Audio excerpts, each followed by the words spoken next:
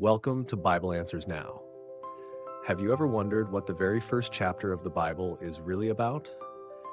Genesis, an ancient book, yet so full of profound truths that still shape our lives today. What is it telling us? What does it truly mean to read Genesis? Let's take a deep dive together, explore its beauty, its lessons, and uncover how these truths can transform our lives today. Genesis, the first book of the Bible, sets the stage for everything that follows. It introduces us to the very beginning of the world, the origins of humanity, and the foundation of God's relationship with His creation.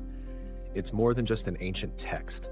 It's a narrative that touches on creation, fall, covenant, and hope. But what is Genesis truly about? Let's explore the heart of this foundational book. In Genesis 1:1, we read, "In the beginning, God created the heavens and the earth." Right from the start, Genesis answers a big question. Where did everything come from? It all began with God. This verse is not just a statement of history, but a powerful declaration of who God is, the Creator. It tells us that everything in existence was intentionally made by Him, and that He is the beginning and the source of all life. The significance of this truth can't be overstated. When we acknowledge God as the Creator, it changes how we see the world. Suddenly, every tree, every mountain, every person, and every moment is infused with purpose. Do you ever stop and reflect on how the world is so intricately designed? Next time you're out in nature, take a moment to pause and give thanks to God for His creation. Maybe say a simple prayer, "Lord, thank you for creating this world so beautifully." Moving to Genesis 3:6, we encounter the tragic moment when Adam and Eve fall into sin. When the woman saw that the fruit of the tree was good for food and pleasing to the eye, and also desirable for gaining wisdom, she took some and ate it.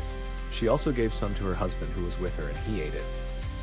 Here, we see the entrance of sin into the world.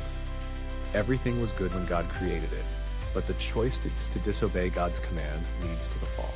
This moment marks a major turning point not only in the story of Genesis, but in the entire narrative of human history. It reminds us that we live in a fallen world, and we too face choices every day. Will we trust God's wisdom or turn to our own understanding? Sin still has consequences today, but God's grace is greater than our failures. Maybe today, reflect on the areas of your life where you've struggled with trusting God and invite Him into those spaces to bring healing and restoration. In Genesis 12, verse 1-3, we see the call of Abram. The Lord had said to Abram, "Go from your country, your people, and your father's household to the land I will show you. I will make you into a great nation, and I will bless you. I will make your name great, and you will be a blessing. I will bless those who bless you, and whoever curses you, I will curse, and all peoples on earth will be blessed through you." This passage is crucial because it marks the beginning of God's covenant with His people. God promises to bless Abram, now known as Abraham, and make him the father of many nations. This promise is not just for Abraham, it extends to us today because through Abraham, God's blessing reaches the world through Jesus Christ. When God promises to bless us, He is calling us to be a blessing to others. Think about your own life. How can you be a blessing to those around you?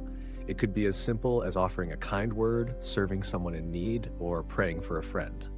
Let's strive to be vessels of God's blessing today. Now, let's reflect on Genesis 50:20, where Joseph speaks to his brothers who had wronged him. "You intended to harm me, but God intended it for good to accomplish what is now being done, the saving of many lives." What a powerful verse. The story of Joseph is one of betrayal, suffering, and ultimately redemption. Joseph's brothers sold him into slavery, but God used that painful situation to elevate Joseph to a position of power in Egypt, where he was able to save his family during a famine. This verse highlights the profound truth that God can take even the darkest moments of our lives and turn them into something good. No matter what challenges you face, remember, God is always working behind the scenes, bringing His purposes to fruition. Maybe you're walking through a hard season right now. Trust that God can use your struggles for His glory. Take time today to reflect on the areas where you've seen God's hand of redemption in your life. Genesis is also a book about beginnings. The beginning of sin, yes, but also the beginning of redemption. In Genesis 22:8, when Abraham is about to sacrifice Isaac, he tells his son, God himself will provide the lamb for the burnt offering, my son. This foreshadows God's ultimate provision of Jesus Christ, the lamb who would take away the sins of the world. Even in the earliest chapters of Genesis, God is setting the stage for the greatest act of love in human history, the sacrifice of his son for our sins. This verse reminds us that God provides for us in ways we may not always understand, but his provision is always perfect. Is there a place in your life where you need to trust God's provision? Maybe you're facing a financial struggle, or you feel like God is distant. Take a moment to pray. Lord, I trust that you will provide even when I can't see the way forward. Finally, in Genesis 1:31, we read, God saw all that he had made, and it was very good. After each stage of creation, God declared it good, but when he finished everything, he saw that it was very good. This reminds us that God's creation was perfect, no flaws, no mistakes. But we also live in a world that is now marred by sin. However, Genesis shows us that God's ultimate plan is to restore all things to the goodness he intended. The message of Genesis isn't just about what was, it's about what will be. The new heavens and the new earth are coming, where everything will be made right again. Take comfort in this promise. As you go through today, keep in mind that God is still in the business of making things new. Maybe spend a moment journaling about the areas of your life where you're longing for renewal and invite God to restore them. Genesis is about beginnings, the beginning of the world, humanity, sin, and God's plan to redeem it all. It's a book that teaches us deep truths about who God is, what he's done, and how he invites us into his story. So, how will you respond today? Will you trust in God's creation? Will you reflect on his provision? Will you believe in his power to redeem? What's your favorite verse from Genesis? How has it shaped your understanding of God? Share your thoughts in the comments below. Thank you so much for joining us today on Bible Answers Now. Don't forget to like and subscribe to keep growing with us.